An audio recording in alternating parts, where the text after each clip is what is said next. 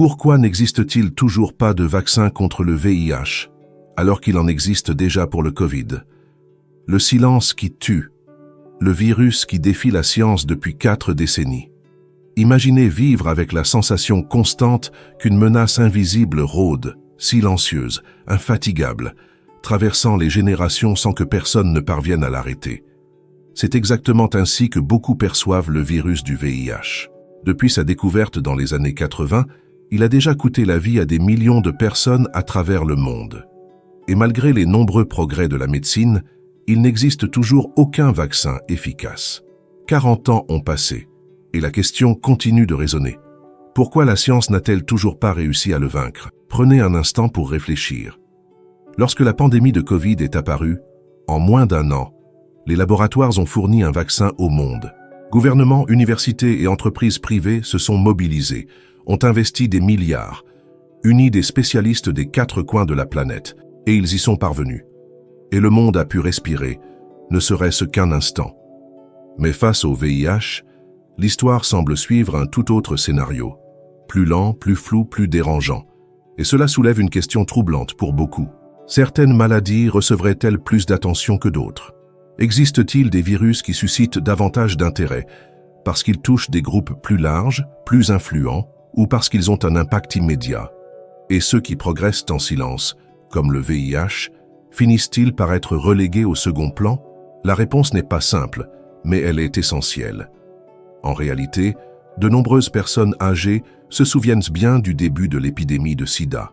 Elles se rappellent des unes de journaux empreintes de peur, des préjugés, de la désinformation. Beaucoup ont perdu des amis, des proches, des voisins. D'autres ont vécu dans l'angoisse constante d'un diagnostic. Aujourd'hui, à plus de 60 ans, elles continuent de se demander comment la science peut-elle ne pas avoir encore vaincu cet ennemi? Et ce doute n'est pas seulement scientifique, il touche à l'âme. Il réveille un sentiment d'abandon, de négligence. Car la santé, lorsqu'il s'agit de personnes de plus de 50 ans, semble souvent moins urgente aux yeux du système, et cela fait mal. Comme le dit le livre des Proverbes, un cœur joyeux est un bon remède, mais un esprit abattu dessèche les eaux. Quand l'espoir est nourri par des réponses, la santé fleurit. Mais lorsque le silence domine, l'incertitude ronge de l'intérieur. Et c'est précisément ce silence que nous allons briser dès maintenant, en vous montrant ce que la science sait déjà, ce qu'elle cherche encore, et surtout, ce que vous pouvez faire pour vous-même, même lorsque les réponses du monde se font attendre. L'ennemi invisible. Dans l'esprit d'un virus qui ne montre jamais son visage, ce qui rend le VIH si difficile à combattre pour la science, ce n'est pas seulement sa capacité à se propager, mais la manière dont il se dissimule. Contrairement à d'autres virus que le corps peut reconnaître et neutraliser, le VIH agit en toute discrétion. Il infiltre les défenses de l'organisme tel un loup déguisé en agneau, trompant les cellules chargées de la protection et prenant progressivement le contrôle du système censé le combattre. Alors que la plupart des infections déclenchent une réaction du système immunitaire qui permet au corps de développer une mémoire et une protection durable, le VIH fait tout l'inverse. Il désactive précisément les soldats de première ligne, les lymphocytes T. C'est comme si une armée perdait ses généraux dès le début de la bataille. Avec le temps, le corps ne sait plus qui est l'ennemi. Et pire encore, il oublie comment se défendre. À cela s'ajoute une autre capacité presque diabolique du VIH. Il change constamment. Sa structure génétique subit des mutations sans cesse. À chaque nouvelle tentative de mise au point d'un vaccin, le virus a déjà changé. La science se retrouve face à une cible qui change de place et de forme en permanence. Créer un vaccin contre le VIH revient à essayer de photographier une ombre en mouvement dans le noir. Et ce n'est pas faute d'essayer. Des chercheurs dans plusieurs pays étudient le VIH depuis des décennies. Mais les vaccins traditionnels, qui entraînent le corps à reconnaître un ennemi précis, ne fonctionnent tout simplement pas contre un virus qui ne se présente jamais de la même manière. Ils ne laissent aucune trace durable, n'autorisent aucune réponse efficace. C'est un fantôme qui attaque sans jamais laisser de souvenir. Ce comportement sournois explique pourquoi il n'existe toujours pas de vaccin efficace, même après tant d'années. Et il révèle surtout quelque chose d'encore plus important, la nécessité de renforcer son corps de l'intérieur, de manière naturelle, constante et consciente. Car face à un ennemi qui se camoufle, la meilleure défense est d'être toujours prêt. Et cela beaucoup l'ignorent. Ceux qui ont plus de 50 ans savent que le temps pèse, mais ils savent aussi qu'un corps bien entretenu peut résister bien plus qu'on ne l'imagine. Et tout commence par les bonnes connaissances et des choix cohérents. Car le VIH peut tromper la science, mais il n'est pas obligé de vous tromper, vous. Course contre la montre. Comment a-t-on créé le vaccin contre la Covid aussi rapidement? En contraste avec toute cette complexité, la création du vaccin contre la Covid a semblé presque miraculeuse. En moins d'1 an, le monde a vu arriver plusieurs vaccins administrés à des millions de personnes. Pour beaucoup, ce fut un soulagement. Pour d'autres, une surprise. Comment la science a-t-elle pu avancer si vite avec un virus nouveau, alors qu'elle n'a toujours pas vaincu le VIH? La réponse tient à la structure du virus. Le coronavirus est plus stable, moins sujet à des mutations critiques que la science peut cibler. Cela permet à un vaccin d'avoir un effet réel. En outre, les chercheurs étudiaient déjà les coronavirus depuis des années, après des épidémies comme le SARS et le MERS. On ne partait pas de zéro. Les bases étaient là, prêtes à être utilisées. La technologie a également progressé. Les vaccins à ARN messager, utilisés pour la première fois à grande échelle contre la Covid, étaient déjà en cours d'expérimentation pour d'autres maladies. Ce qui manquait, c'était le financement. Et quand le monde s'est arrêté, l'argent est arrivé. Des milliards ont été investis immédiatement, contournant les lourdeurs administratives et accélérant tous les processus. Il y a eu un autre facteur, l'impact mondial. La Covid a touché toutes les classes sociales, tous les âges, tous les pays. Impossible d'ignorer cette menace. Le VIH, en revanche, a longtemps été entouré de préjugés, de stigmatisation et de division. Pendant des années, la maladie a été associée à des groupes marginalisés. Cela a retardé les décisions politiques et scientifiques. Le monde a mis du temps à regarder le VIH avec le même sentiment d'urgence. Pour ceux qui ont vécu ces deux périodes, la différence est flagrante. L'onde de choc provoquée par la Covid a déclenché des réactions que le VIH n'a jamais réussi à provoquer. Et pour les personnes âgées, cette comparaison a un goût amer. On a l'impression que seules certaines vies sont suffisamment urgentes pour faire bouger la science. Mais ce n'est ni le temps, ni le système qui définiront votre destin. Si vous pensez qu'il est temps de prendre soin de votre corps de manière intelligente et naturelle, alors vous devez découvrir notre guide des recettes pour ne pas tomber malade. Il est disponible dans la description ainsi que dans le premier commentaire épinglé. Il a été conçu pour celles et ceux qui veulent vivre plus longtemps, en meilleure santé et en toute conscience, car ceux qui savent faire la différence entre attendre et agir choisissent toujours d'agir. Le cas de M. Auguste, la peur qui est revenue 40 ans plus tard. La semaine dernière, j'ai reçu au cabinet un monsieur prénommé Auguste, 72 ans, voix assurée, regard fatigué. Il est entré la tête baissée, les mains tremblantes, et a murmuré une demande presque inaudible. Il ne voulait pas parler de douleur au genou, ni d'hypertension. Il voulait comprendre pourquoi, après tant d'années, la peur du sida était revenue hanter ses pensées. Monsieur Auguste m'a raconté qu'au début des années 80, il avait perdu 2 grands amis à cause du VIH. À l'époque, on en savait très peu. Le diagnostic était une condamnation. Et ce qui faisait le plus mal, ce n'était pas seulement la maladie, mais l'abandon. Les médecins s'éloignaient, les familles se taisaient, les voisins changèrent de trottoir. Il se souvenait des nuits blanches, de la tension lors des examens, de la culpabilité d'avoir survécu quand d'autres étaient partis. Aujourd'hui, après avoir vu un reportage mentionnant qu'il n'existe toujours pas de vaccin, tout cela est remonté à la surface. L'ancienne peur a trouvé une faille. Mais ce qui l'a vraiment bouleversé, c'est de réaliser qu'après toutes ces décennies, on n'avait toujours pas remporté cette guerre. Il avait la sensation que le temps avait passé, mais que le danger était resté au même endroit. Nous avons parlé quelques minutes, mais ce dont il avait besoin, ce n'était pas seulement d'une explication scientifique. Il avait besoin d'un regard de compréhension, d'une voix lui disant qu'il n'était pas seul. Et puis, entre les souvenirs et les silences, il m'a demandé « Docteur, si après tout ce temps on n'a toujours pas réussi à en finir avec ça, Comment faire pour continuer à vivre sans ce poids sur les épaules? La réponse ne se trouvait pas dans un nouveau médicament, ni dans une actualité scientifique. Elle se trouvait dans ce qu'il pouvait contrôler. Monsieur Auguste devait retrouver la force qu'il portait déjà en lui.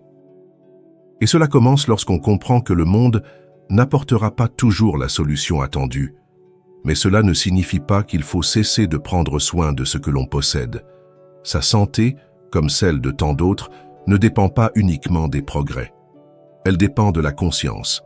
Et à ce moment-là, pendant qu'il écoutait en silence, quelque chose a changé. Non pas parce que j'avais dit quelque chose de magique, mais parce qu'il a compris que même s'il ne pouvait pas changer le passé, il avait encore le présent entre ses mains. Et le présent est le seul temps où la vie peut véritablement se transformer. Ce que la science ne fera pas pour vous, le secret est dans votre corps. C'est à cet instant, en regardant Monsieur Auguste, qu'une vérité simple s'est imposée. Aussi avancée soit-elle, la science ne peut répondre à tout.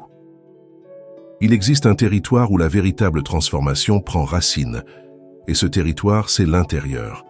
La santé n'est pas une attente, c'est une construction. C'est ce que l'on sème chaque jour dans le silence de sa routine. Monsieur Auguste m'écoutait attentivement, pendant que je lui expliquais que le système immunitaire n'est pas qu'un mécanisme biologique. Il est façonné par les choix du quotidien.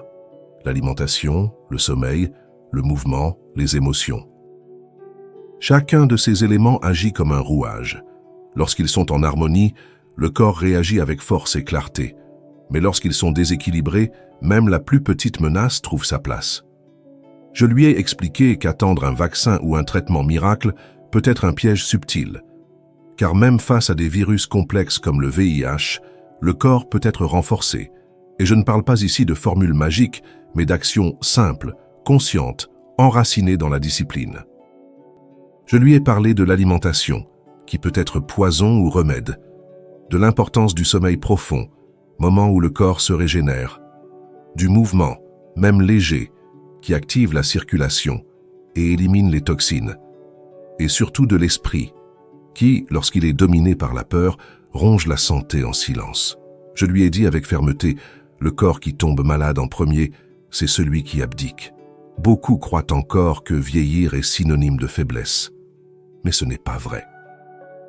Ce qui affaiblit, c'est le manque d'attention, la négligence déguisée en habitude. Monsieur Auguste a compris. Et il n'a pas eu besoin de formules complexes, ni de jargon médical. Il avait juste besoin de se rappeler que le corps parle, répond, résiste, et que le secret ne vient pas de l'extérieur. Il vient de l'intérieur. Car lorsqu'on comprend cela, la peur recule. Le doute s'efface, et ce qui reste, c'est la responsabilité. Une responsabilité douce, mais ferme. Celle de savoir que la vie ne s'arrête ni à 60, ni à 70 ans.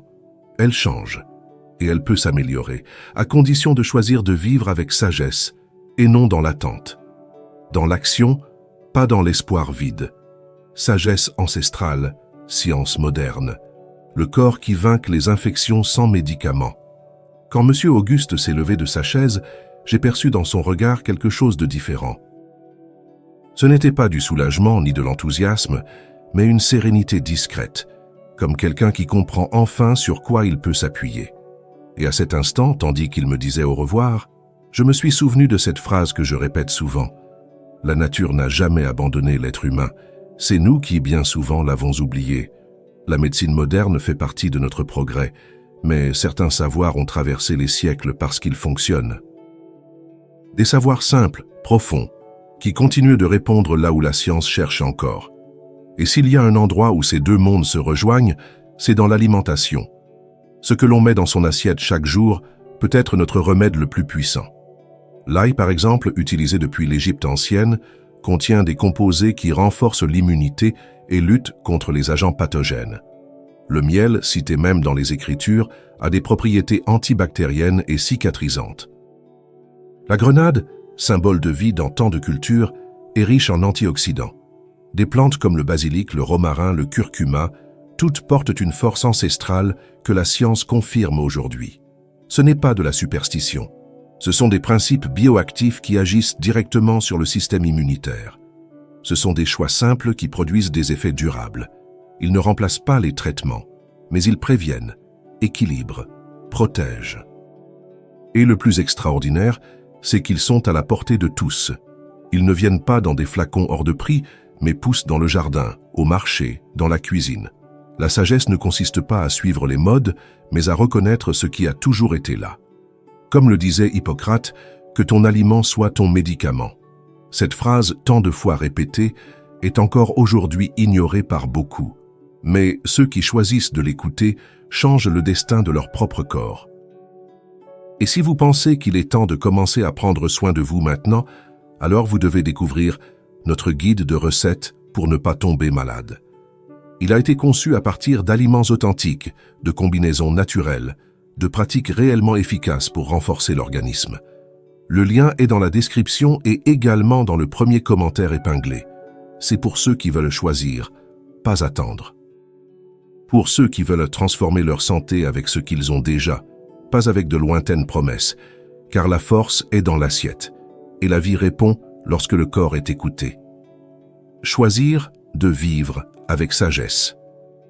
La réponse est entre vos mains.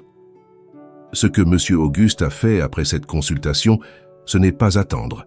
Il est rentré chez lui et a commencé avec ce qu'il avait. Il a retiré le sucre de son alimentation, s'est mis à marcher chaque jour, a préparé son infusion avec de la peau de grenade et du clou de girofle, a remplacé le pain blanc par de la patate douce. Il n'a pas changé le monde, mais il a changé son propre corps. Et au final, c'est cela qui compte. Beaucoup pensent que prendre soin de sa santé demande de grandes révolutions. Mais en réalité, ce sont les petites décisions cohérentes qui transforment. Dire oui à ce qui nourrit et non à ce qui affaiblit. Cesser de déléguer sa santé aux médicaments et commencer à écouter son corps avec plus d'attention. Le temps, celui qui semble effrayé après 60 ans, peut aussi devenir votre meilleur allié. Parce qu'il permet de réparer, de recommencer avec sagesse, sans précipitation, sans culpabilité, mais avec conscience. Car chaque repas peut être un acte de guérison. Chaque choix peut être une protection. Chaque matin peut être le début d'un nouveau cycle de vitalité. Et même si la science tarde, même si les réponses du monde prennent des années, votre corps est là, maintenant, prêt à répondre. Il suffit d'écouter, il suffit d'agir. Comme le dit le livre des Proverbes, un cœur joyeux est un bon remède, mais un esprit abattu dessèche les eaux. Celui qui cultive la joie, le mouvement et le soin sème la vie. Alors dites-moi dans les commentaires, croyez-vous que votre corps peut vaincre les maladies avec la bonne force? Écrivez « Ma santé est une priorité », car lorsque vous le déclarez, vous activez. Lorsque vous y croyez, vous commencez. Et lorsque vous choisissez, tout change. La santé n'est pas ce qui arrive dans le futur, c'est ce qui se construit au présent. Elle est dans l'assiette, dans le pas, dans la respiration. Et surtout, dans la façon dont vous décidez de vivre à partir de maintenant. La réponse n'est pas ailleurs. La réponse est entre vos mains. Choisissez de vivre avec sagesse. Choisissez de commencer aujourd'hui.